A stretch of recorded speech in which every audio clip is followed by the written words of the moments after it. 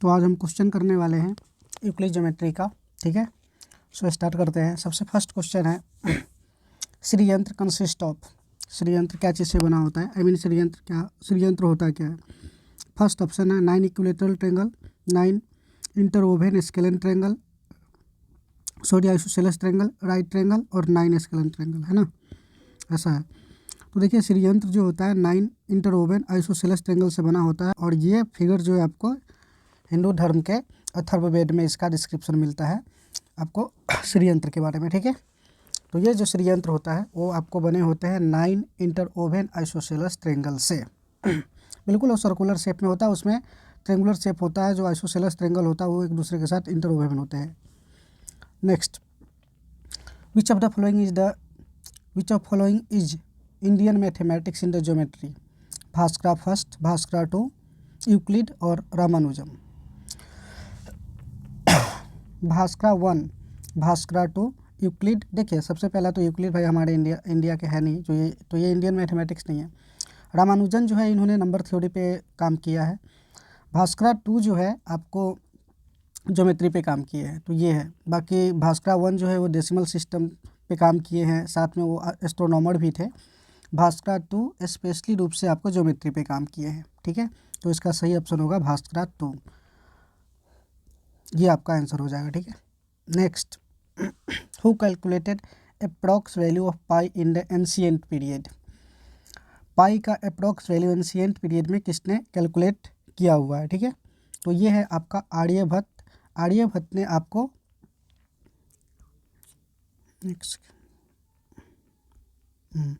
आर्यभट्ट ने आपको पाई का वैल्यू कैलकुलेट किए थे, अप्रॉक्स कुछ डिजिट तक कैलकुलेट किए थे एंशिएंट पीरियड में।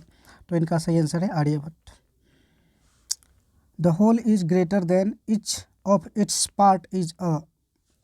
एक होल जो होता है अपने पार्ट से हमेशा, a whole is greater than its of, the whole is greater than its one of its parts is a. एक जो होल होता है, मान लीजिए कि ए बी एक लाइन है और इसमें से एक पार्ट में कट कर लेता हूँ सी बी, ये सी बी हुआ। तो इसमें लिखा हुआ कि A B greater than B C से स्टेटमेंट के अकॉर्डिंग, मतलब a whole is greater than each of its part is a statement, theorem, axioms और कोरोलरी। स्टेटमेंट समझिए क्या होता है। स्टेटमेंट एक ऐसा मैथमेटिकल स्टेटमेंट या एक ऐसा mathematical sentence that can be जज ट्रू और फॉल्स इज कॉल्ड स्टेटमेंट। एक ऐसा मैथमेटिकल सेंटेंस जिसको आप जज कर सकते हैं कि ये सही है या गलत है, तो वह स्टेटमेंट होगा। एग्जाम्पल के तौर पे sum of angles of triangle is 180, ये स्टेटमेंट है। थ्योरम ये होता है कि एक ऐसा mathematical statement that need to be proved, that is called theorem. Theorem ये है जो मैथमेटिकल स्टेटमेंट को प्रूव करने की ज़रूरत पड़ती है या जिसको प्रूव किया जा सकता है, that is called theorem. Axioms वह है जो गारंटी के साथ सही मान लिया गया है। ठीक है, और एक्सियम्स एक ऐसा स्टेटमेंट होता है जो यूनिवर्सल ट्रूथ होता है। आई मीन ये स्पेशली ज्योमेट्री के लिए नहीं होता है, ये किसी भी ब्रांच में अप्लाई हो सकता है, that is called axioms. Corollary क्या होता है, कोरोलरी एक थ्योरम का पार्ट होता है, that can be easily deducted from the theorem. ठीक है, तो ये जो है आपका एक्सियम, इसका आंसर हो जाएगा whole is greater than each of its part is a. यह एक्सियम है और ये मान के चला गया है कि आपका एक होल जो होता है किसी भी बड़ी पार्ट से, चाहे किसी भी पार्ट से, वो हमेशा बड़ा ही होता है। Next, x + 15 greater than 25 is a. ये दिया हुआ है, ये स्टेटमेंट है, एक्सियम है या सेंटेंस है या कुछ नहीं, नन। तो हमने आपको अभी बता दिया कि स्टेटमेंट वह है जो आपको सही गलत जिसमें फ़र्क किया जा सकता है ना। तो इसमें x + 15 ग्रेटर देन 25, इसको हम जज नहीं कर सकते कि ये सही है गलत है, क्योंकि x यहाँ पर स्पेसिफिक नहीं दिया गया है कि ये रियल नंबर है, होल नंबर है या क्या है। That means we can not जज, तो स्टेटमेंट तो कन्फर्म नहीं होगा। एक्सियम्स का मतलब होता है जो गारंटी के साथ मान लिया गया कि सही है, तो इसको गारंटी के साथ ये सही है हम नहीं बोल सकते, क्योंकि x यहाँ पर वेरिएबल है, एक्सियम्स भी नहीं होगा। दूसरा बच जाता है सेंटेंस, एक ऐसा मैथमेटिकल लाइन जिसको आप जज नहीं कर सकते हैं, जो गलत भी हो सकता है या सही भी हो सकता है, that is called only sentence. तो ये सेंटेंस है। ठीक है, तो आपका ये सही हो जाएगा। Etch interior angle of equilateral triangle is 60 degree is a theorem, corollary, axioms, और मैथमेटिकल स्टेटमेंट। इक्विलेटरल ट्रायंगल का जो एंगल होता है वो 60 डिग्री होता है। ये क्या है? थ्योरम है, कोरोलरी है या एक्सियम्स है? तो भाई ये है कोरोलरी। मैंने अभी आपको बताया कि कोरोलरी एक ऐसा स्टेटमेंट होता है जो थ्योरम से इजीली डिडक्ट किए जा सकते हैं। एग्जांपल के तौर पे आप जानते हो पहले से एक थ्योरम कि ए बी सी बी एक ट्रायंगल होता है, तो इसमें angle A plus angle B plus angle C का सम जो होता है 180 डिग्री होता है। ये थ्योरम है। आप ये भी जान रहे हो कि इक्विलेटरल ट्रायंगल में all angles are equal, that means we can write angle A plus angle A is equal to 180 degree, that means angle A is equal to 60 degree. इस तरीके से बी सी भी 60 डिग्री हो गया। आपने क्या देखा कि इस थ्योरम के हेल्प से मैंने ये प्रूव कर दिया कि इसका जो इक्विलेटरल ट्रायंगल का जो एंगल होता है वो 60 डिग्री होता है। उस हिसाब से कोरोलरी के डेफिनेशन पे फिट बैठता है कि कोरोलरी जो होता है मैथमेटिकल थ्योरम का एक पार्ट होता है, मतलब उसमें से उसको प्रूव किया जा सकता है। तो बस ये कोरोलरी होगा। Next, Euclid divided his book elements into how many chapters. Euclid ने अपने बुक एलिमेंट्स को कितने चैप्टर में लिखा हुआ है? एलिमेंट्स जो है ना, उसके बुक का नाम है यूक्लिड के। इसने एक बुक लिखा हुआ है एलिमेंट्स, उस बुक में 13 चैप्टर है, तो आपका ऑप्शन नंबर डी सही हो जाएगा। ठीक है, नेक्स्ट चले। A surface has 0 dimension, 1 dimension, 2 dimension, 3 dimension. Surface मतलब क्या होता है? सरफेस का मतलब होता है कि आपको कोई भी पार्ट आप ले सकते हो। सरफेस मतलब होता है सतह। दैट इज एक ऐसा part which has the 2 dimension is called surface, है ना। जैसे कि आप सरफेस एरिया फाइंड करते हो, तो वो जो पार्ट होता है जो जितना जगह वो ले सकता है, that is called its surface. तो वो डायमेंशन हो जाता है, तो उसका जो डायमेंशन होता है 2 डायमेंशन में एग्जिस्ट करता है। तो सरफेस के पास 2 डायमेंशन होता है। ठीक है, एग्जांपल के तौर पे अगर आप एक रेक्टेंगल लेते हो तो इसके बीच का जो एरिया ये सब जो आ रहा है, that is called its surface. So it has 2 dimension, एक लेंथ है और एक ब्रेथ है। Axioms are assumed. एक्सियम्स क्या होता है? देखिए, एक डेफिनेशन होता है, थ्योरम होता है, universal truth in all branches of mathematics, universal truth specific to geometry. Axioms होता क्या है? यूक्लिड ने एक स्टेटमेंट लिया था ट्रूथ का। ट्रूथ का मतलब हुआ कि उसने माना था कि कौन कौन से स्टेटमेंट जो सही है, उस ट्रूथ को 2 तरीके से इसने डिवाइड किया था, एक एक्सियम्स पे और एक पोस्टुलेट बोला था। मतलब जो सच्चाई बात है मैथमेटिक्स में, जिसको बोला था कि हम भाई इसको प्रूफ की ज़रूरत नहीं पड़ेगा, ये सही है, उस सही बात को 2 तरीके से इसने लिखा था। एक लिखा था एक्सियम्स। एक्सियम्स का मतलब था जो यूनिवर्सल ट्रूथ हो, आई मीन किसी भी ब्रांच में यूज किए जा सकते हैं। और पोस्टुलेट को बोला था कि भाई ये भी सही है, लेकिन ये सिर्फ ज्योमेट्रिक स्पेसिफिक के लिए ही सही रहेगा, आई मीन सिर्फ ज्योमेट्री के लिए ही सही रहेगा। और एक्सियम्स यूनिवर्सल सही रहेगा। इसका मतलब है कि एक्सियम्स जो होता है ये यूनिवर्सल ट्रूथ है। So universal truth in all branches of mathematics, ये आपका ऑप्शन नंबर सी सही हो जाएगा। इस बात को ध्यान दीजिए, ये काफ़ी इंपॉर्टेंट बात है। यूक्लिड ने सही बात को 2 तरीके से डिवाइड किया था, एक्सियम्स और पोस्टुलेट्स में।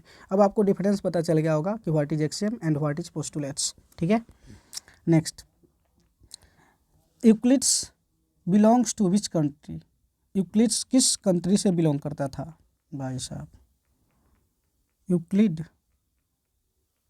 आई थिंक ये इजिप्ट का है, शायद इजिप्ट का है।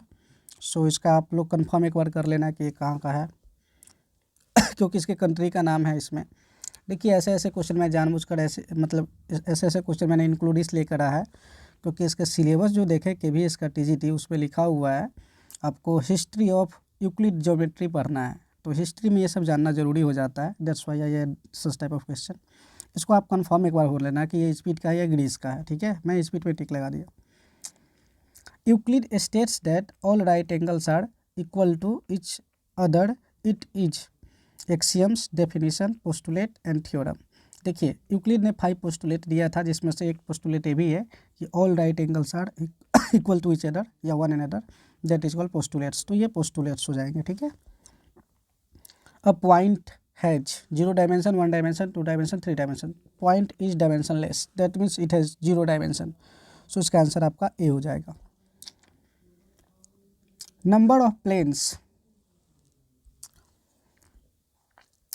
Number of planes passing through the 3 non collinear point is 2, 3, 4 and 1। देखिए, जो एक प्लेन्स होते हैं, आई मीन प्लेन्स जो होता है, प्लेन का मतलब होता है उसमें आपको 3 एक्सिस एग्जिस्ट करता है, X axis, Y axis, Z axis से, तीनों एक्सिस उसमें होता है। 3 नॉन कोलिनियर पॉइंट है, उससे कितने प्लेन पास कर सकते हैं, तो उस तरीके से देखा जाए कि 3 नॉन कोलिनियर पॉइंट 3 डिफरेंट जगह पे होगा, तो इससे 1 प्लेन पास किया जा सकता है। Which of the following is the false statement, कौन फॉल्स स्टेटमेंट है? पहला स्टेटमेंट लिखा हुआ है an infinite number of lines can be drawn through the given point, तो ये तो सही स्टेटमेंट है कि भाई एक पॉइंट से हम infinite number of point line pass करवा सकते हैं, ये ट्रू स्टेटमेंट है। नेक्स्ट पढ़ते हैं, a unique line can be drawn to pass through the 2 given point, बिल्कुल ये भी सही है कि आप 2 डिफरेंट पॉइंट से एक ही यूनिक लाइन पास कर सकते हैं, तो ये भी सही है कि हाँ भाई 2 डिफरेंट पॉइंट से एक यूनिक लाइन पास हो सकता है, ये भी सही है। रे ए बी इक्वल टू रे बी ए, ये गलत हो गया, क्यों? क्योंकि अगर आप रे ए बी को दिखाते हो तो रे ए बी को आप ऐसे दिखाओगे ए बी, है ना, जबकि रे बी ए को दिखाओगे तो रे बी ए जो कुछ ऐसा होगा, मतलब इसका टर्मिनल पॉइंट और इनिशियल पॉइंट अलग अलग हो जाएगा। रे ए बी का मतलब होता है कि इसका जो इनिशियल पॉइंट है ए होगा, टर्मिनल पॉइंट बी होगा, जबकि बी में इनिशियल पॉइंट बी है और टर्मिनल पॉइंट ए है, तो इस तरीके से दोनों रे एक नहीं है, क्योंकि डे में डायरेक्शन की भी ज़रूरत होती है, इसमें डायरेक्शन होता है, सो ये दोनों अलग अलग हो गया। तो ये स्टेटमेंट जो है ये स्टेटमेंट गलत है, हमको फॉल्स स्टेटमेंट ही चाहिए था, तो ये लास्ट में लिखा हुआ रे हैज़ 1 इन पॉइंट, तो ये तो सही स्टेटमेंट है, रे के पास एक इन पॉइंट होता है, इधर से आप इन पॉइंट इसको यहाँ पे जो इनिशियल पॉइंट होता है इट इज़ इंड पॉइंट, है ना, ये इंड पॉइंट होता है, दूसरे साइड से जो टर्मिनल पॉइंट होता है उससे आप इसको एक्सटेंड कर सकते हो। तो उस तरीके से ऑप्शन नंबर सी आपका गलत स्टेटमेंट है। Word geometry comes from, geometry word जो है आया कहाँ से है, तो भाई ऑलरेडी मैंने टिक कर रखा है, ग्रीक वर्ड से आया हुआ है, आई मीन ग्रीक कंट्री से आया हुआ है, तो ये इसका आंसर हो जाएगा। In geometry geo means earth, planet, plane figure, solid figure. Geometry में जियो का क्या मतलब होता है, GEO, जो जियो का मतलब होता है आपका अर्थ, और मेट्री का मतलब होता है मेजरमेंट। GO मतलब होता है अर्थ, है ना, और मेट्री का मतलब होता है मेजरमेंट, इस बात को ध्यान रखिएगा। Next, the Indus valley civilization, the bricks used for the construction works having dimension. कह रहा है कि इंडस वैली सिविलाइजेशन, जो कि आपको इंडस वैली सिविलाइजेशन जो हमारे एशिया का आई मीन इंडिया का ही है, इंडस वैली सिविलाइजेशन, तो इसमें जो वर्ड क्या कहते हैं, जो ब्रिक्स यूज़ किए जाते थे बिल्डिंग बनाने के लिए, उसका रेशियो क्या था, लेंथ, ब्रेथ और हाइट का रेशियो क्या था, तो भाई L, B और H का जो रेशियो था वो था 4:2:1, तो आपका ऑप्शन नंबर बी सही हो जाएगा कि इंडस वैली सिविलाइजेशन में जो ईटा यूज किया जाता था उसका रेशियो 4:1 में रहता था। इंडस वैली सिविलाइजेशन में ज्योमेट्री के बहुत सारे प्रूफ मिलते हैं, वहाँ पे बिल्डिंग वगैरह जो कंस्ट्रक्ट किए गए थे काफ़ी वेल, मतलब ज्योमेट्री पे डिपेंड्स था, अलग अलग रूम अलग अलग तरीके से बनाए जाते थे जिसमें ज्योमेट्री का शेप मिलता था, है ना, तो उसमें बहुत सारे इंडस वैली सिविलाइजेशन में जो है बहुत सारे आपको ज्योमेट्रिकल प्रूफ देखने को मिलता है। उसमें से एक क्वेश्चन ये डाल दिया हुआ है कि उसका बिल्डिंग जो बनता था, आई मीन ईट जो बनता था, उसका रेशियो क्या होता था। A circle is cut into 2 equal part by diameter is first known proof it is credited to. एक सर्कल जो है उसको डायमीट्रिकली 2 इक्वल पार्ट में डिवाइड कर सकते हैं, एग्जाम्पल के तौर पे, है ना, ये सर्कल मैं ले लेता हूँ और इस सर्कल को अगर हम डायमीट्रिकली कट करें तो 2 इक्वल पार्ट में तो कट होता ही है। इस बात का सबसे पहला प्रूफ दिया था थेल्स ने, मतलब इस बात का प्रूफ सबसे फर्स्ट में दिए थे थेल्स ने, तो ये थेल्स इसका आंसर हो जाएगा कि थेल्स ने इस बात का प्रूफ किया था कि सर्कल को डायमीट्रिकली 2 इक्वल पार्ट में डिवाइड किए जा सकते हैं। Next question, how many lines can B draw through a point out of the another line parallel to it. How many lines can we draw through a point out of another line parallel to it?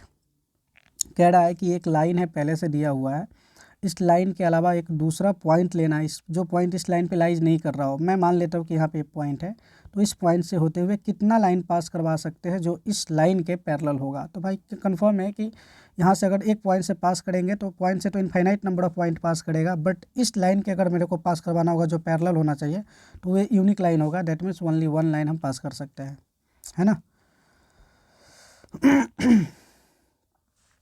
Two distinct lines cannot have more than one point in common is a. Two distinct lines cannot have more than one point in a common is a. दो line होगा और दो अलग अलग line होगा तो उसका अगर कॉमन पॉइंट निकालेंगे तो एक ही आता है। ये स्टेटमेंट क्या है? एक्सियम्स है, थ्योरम है, कोरोलरी है या नन। इन सब में से कुछ भी नहीं होगा। ध्यान दीजिएगा, दो डिफरेंट लाइन को अगर मैं पास करवाता हूँ तो इसका जो कॉमन पॉइंट होता है कंफर्म होता है कि वन ही होता है ना। ये आपका कॉमन पॉइंट हो गया पी। ये L1 मान लेते हैं और ये L2 मान लेते हैं। इस दोनों लाइन का कॉमन पॉइंट मैं मान लिया कि एक पी है। ये स्टेटमेंट दिया हुआ है। स्टेटमेंट क्या होगा? एक्सियम्स होगा, थ्योरम होगा या कोरोलरी होगा। तो ये भाई थ्योरम है क्योंकि इसको प्रूफ किया जा सकता है। आप इजीली कंट्राडिक्शन मेथड से इसको प्रूफ कर सकते हैं। तो ये थ्योरम है। Next, if P Q P R P S are parallel to the line L then P Q R S will be P Q P R P S parallel to a line L. मैं एक line ले लेता हूँ L, ठीक है। ये line आपका हो गया L. P Q P are और पी एस, ये तीनों लाइन को आप ध्यान से देख रहे हैं। इसका जो इनिशियल पॉइंट है वो तीनों का पी ही है। इसका मतलब है कि लाइन ऐसा हो सकता है ना, पी क्यू पी आर और पी एस, ऐसा ही होगा ना जी, है ना। ये ऐसा दिया हुआ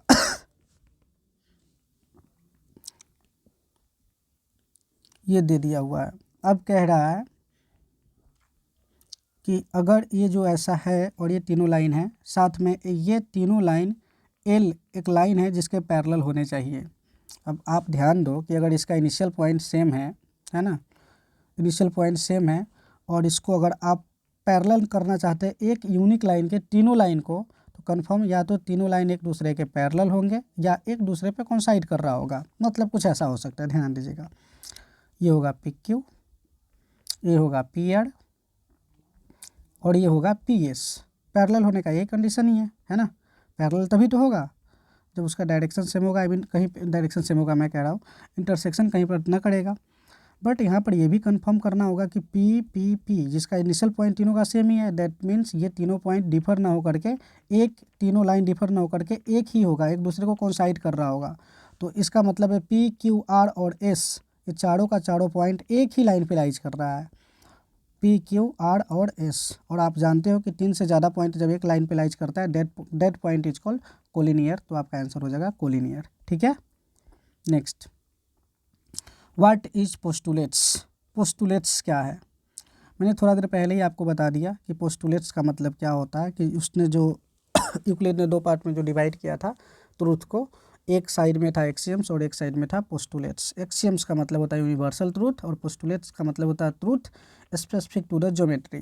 तो बस आपका ऑप्शन नंबर सी सही हो जाएगा। 25वां क्वेश्चन जो दिया हुआ, Euclid's contribution in the mathematics. Euclid का क्या कंट्रीब्यूशन रहा है मैथमेटिक्स में? He develops idea to the plane figure, उसने प्लेन फिगर के आइडिया को डेवलप किया। He introduced the method of the proving mathematical result by using the reasoning and the some previous result. He gave the idea of the corollary none. तो इसने क्या दिया है? देखिए, यूक्लिड जो है आपको मैथमेटिकल रीजनिंग का, लॉजिकल रीजनिंग का यूज करके और कुछ प्रीवियस रिजल्ट का यूज करके आपको स्टेटमेंट को प्रूव करता था। उसका सबसे मेन कंट्रीब्यूशन मैथमेटिक्स में यही रहा है। तो ये इसका आंसर हो जाएगा B. He introduced the method of proving mathematical result by using the reasoning, logical reasoning या रीजनिंग बोल दीजिए, and the some previous result. Option number आपका बी सही हो जाएगा, ठीक है। चलिए नेक्स्ट देखते हैं। देखिए, यहाँ पर मैंने आपको कुछ नोट लिख रखे हैं, उस नोट के एक्सप्लेन करते हैं बारी बारी से, क्योंकि ये नोट जो है इस नोट से भी क्वेश्चन डायरेक्ट आ सकते हैं। तो मैंने इससे क्वेश्चन नहीं बनाया डायरेक्ट पे, मैं इसको नोट ही लिख दिए हुए हैं। सो ध्यान दीजिएगा इस पर। तो चलिए, तो मैंने सबसे पहला नोट लिख रखा है कि Aryabhata work on the area of the isosceles triangle, volume of pyramid and approx value of pi. Aryabhata का जो मैथमेटिक्स में कंट्रीब्यूशन रहा है, उन्होंने एरिया ऑफ आइसोसेलेस ट्रायंगल पे वर्क किया, फाइंड किया है, वॉल्यूम ऑफ पिरामिड और अप्रॉक्स वैल्यू ऑफ पाई को फाइंड किया। तो इस तीनों बात को याद रखिए। मे भी आपसे क्वेश्चन पूछा जा सकता है कि आर्यभट्ट का मैथमेटिक्स में क्या कंट्रीब्यूशन रहा है और इस ऑप्शन में से कुछ भी ऑप्शन दे सकता है। आइसोसेलेस ट्रायंगल का एरिया फाइंड किए, volume of pyramid and approx value of pi in the ancient period. ठीक है, नेक्स्ट है Brahmagupta discovered the formula of the cyclic quadrilateral. Brahmagupta जो थे इन्होंने साइक्लिक क्वाड्रिलेटरल का एरिया फाइंड किए हैं। Discovered the formula of the cyclic quadrilateral, ये फार्मूला बनाया साइक्लिक क्वाड्रिलेटरल का। Bhaskar 2 gives a dissection proof of the Pythagoras theorem. Bhaskar 2 जो थे इन्होंने पाइथागोरस थ्योरम का डिसेक्शन प्रूफ दिया। डिसेक्शन प्रूफ का मतलब होता है प्रूफ थ्योरम को या प्रूफ को पार्ट बाय पार्ट करके प्रूफ करना, अलग अलग पार्ट में लेकर के प्रूफ करना। डिसेक्शन इन मैथमेटिक्स, ध्यान दीजिएगा इस वर्ड का क्या मतलब है। इस वर्ड का मतलब होता है कि मैथमेटिक्स में कोई भी चीज़ का प्रूफ करेंगे पार्ट बाय पार्ट करके, अलग अलग करके प्रूफ करते हैं, कैलकुलेट करते हैं और फिर सारे पार्ट को ऐड करके उस थ्योरम को वेरीफाई करते हैं, उसको बोलते हैं डिसेक्शन। ठीक है, तो पाइथागोरस थ्योरम के इन्होंने अलग अलग पार्ट में तोड़ करके प्रूफ किए थे। भास्कर 2। Euclid's 5 postulates. अब समझते हैं नेक्स्ट जो आपको टॉपिक है यूक्लिड का 5 पोस्टुलेट्स है, क्योंकि इस पर क्वेश्चन आने का चांस ज़्यादा है। सो देखिए पहला इन्होंने दिया हुआ है कि स्ट्रेट लाइन में भी drawn from any points to any other point. किसी भी दो पॉइंट के एक स्ट्रेट लाइन जो है एक पॉइंट से किसी दूसरे पॉइंट पे पास कराया जा सकता है या ड्रन किए जा सकते हैं ना। जैसे एक पॉइंट ये हुआ P और दूसरा पॉइंट हो गया आपका ये Q। इसी पॉइंट से हम चाहे तो एक दूसरा लाइन पास कर सकते हैं, अनदर पॉइंट Q R, इसको कर लीजिए, ये आपका हो जाएगा R। ठीक है, तो ऐसे पास कराया जा सकते हैं। ये पहला स्टेटमेंट यही है कि स्ट्रेट लाइन में भी drawn from any point two any other point, एक पॉइंट से दूसरे किसी भी पॉइंट पे एक स्ट्रेट लाइन को पास कराया जा सकता है। A terminated line can be produced indefinitely. एक टर्मिनेटेड लाइन जो है उसको अगर हम चाहें तो प्रोड्यूस कर सकते हैं इनफाइनाइट डिस्टेंस तक। ये इनका स्टेटमेंट है, ऑप्शन नंबर बी है ना। टर्मिनेट लाइन जो है, टर्मिनेटेड लाइन को बढ़ाया जा सकता है।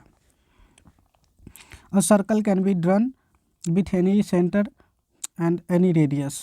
एक सर्कल को किसी भी सेंटर के हेल्प से किसी भी रेडियस पे ड्रा कर सकते हैं। एग्जाम्पल के तौर पे एक ये आपने इस सेंटर से आपको मान लीजिए कि ये 2 सेंटीमीटर का आपने सर्कल बना दिया और इसी सेंटर से चाहे किसी दूसरे सेंटर से आप जितना मन होता है उतना सर्कल आप बना सकते हो। अलग अलग तरीके का सर्कल बना सकते हैं, अलग अलग जगह पे सेंटर ले सकते हैं, अलग अलग जगह पे रेडियस ले सकते हैं। कुल मिलाकर इनका ये कहना था कि किसी भी मेजरमेंट का सर्कल ड्रा किया जा सकता है।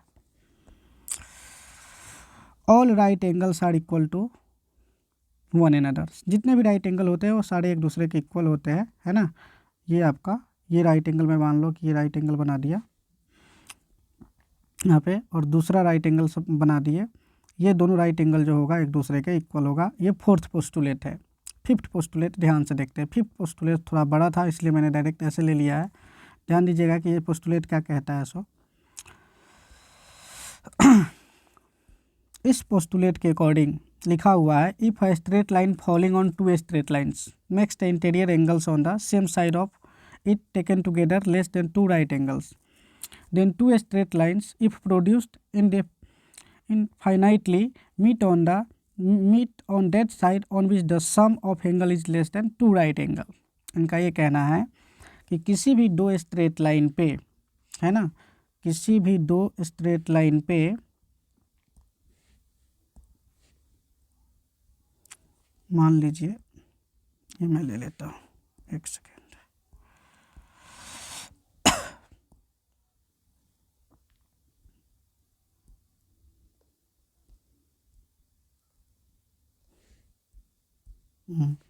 किसी भी 2 स्ट्रेट लाइन से ये मान लेते हैं कि स्ट्रेट लाइनें हैं और एक स्ट्रेट लाइन ये है। ठीक है, इसका नाम दे दीजिए L और इसका नाम दे दीजिए M। ठीक, और इस 2 स्ट्रेट लाइन से एक लाइन ऐसे पास करवाना है और इसका जो इंटीरियर एंगल बनेगा, ये इंटीरियर बनेगा, ये बनेगा, एक इधर बनेगा और एक इधर बनेगा।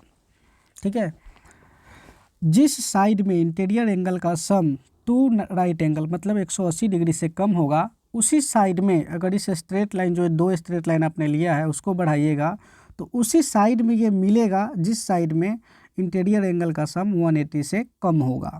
एग्जाम्पल के तौर पे मान लीजिए कि मैंने इधर एक ले लिया अल्फ़ा और एक ले लिया बीटा और अल्फ़ा प्लस बीटा का वैल्यू 180 डिग्री से कम आ रहा है ना, 180 डिग्री से कम आ रहा है। तो जिस डायरेक्शन में इंटीरियर एंगल का सम ऐसा होगा उसी डायरेक्शन में बढ़ाइएगा तो लाइन उसी डायरेक्शन में एक दूसरे को इंटरसेक्ट करेगा। एग्जांपल के तौर पे मैंने माना है कि alpha plus beta less than 180 है।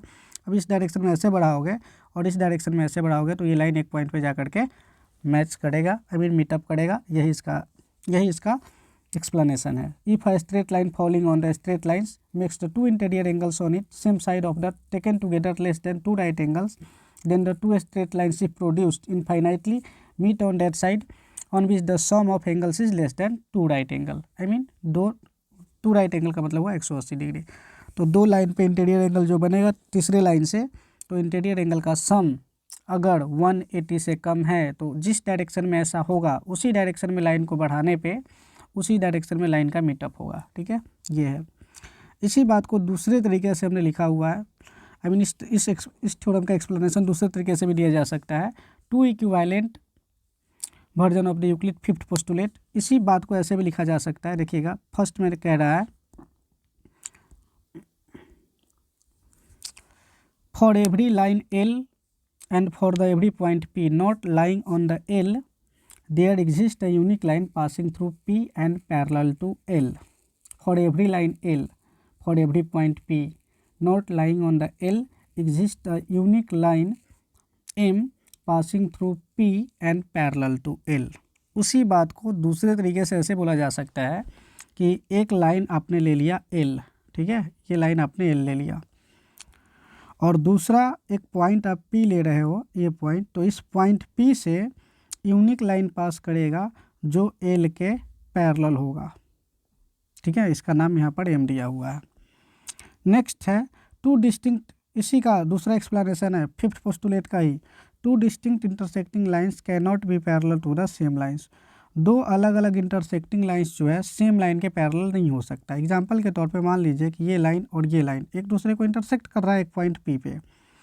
अब इसमें से दोनों लाइन एल है और एम है, ये किसी सेम लाइन के पैरेलल नहीं हो सकता। एग्जाम्पल के तौर पर मैं मान लेता हूँ कि एक लाइन एन है जो एम के पैरेलल है, जो एन के पैरेलल है। तो भाई अगर एम और एन पैरेलल होगा तो एल कन्फर्म इसके पैरेलल नहीं होगा। और अगर एल के पैरेलल आप लाइन लेते हो, एल के पैरेलल अगर आप लाइन लेते हो तो फिर वह एम के पैरेलल नहीं होगा। तो इसी बात को हम ऐसे लिखा हुआ है कि ऑल द, कहाँ गया भाई, two distinct intersecting lines can not be parallel to the same line. दो इंटरसेक्टिंग लाइन जो होगा सेम लाइन के पैरेलल कभी भी नहीं होगा। नेक्स्ट देखिए नोट में क्या लिखा हुआ है, all the attempt to prove Euclid fifth postulate using the first four postulate failed but they led to discovery of the several other geometry called the non Euclidean geometry.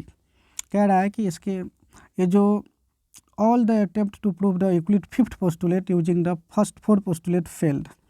कह रहा है कि आपको all the attempt to prove Euclid fifth postulate using the first four postulate failed.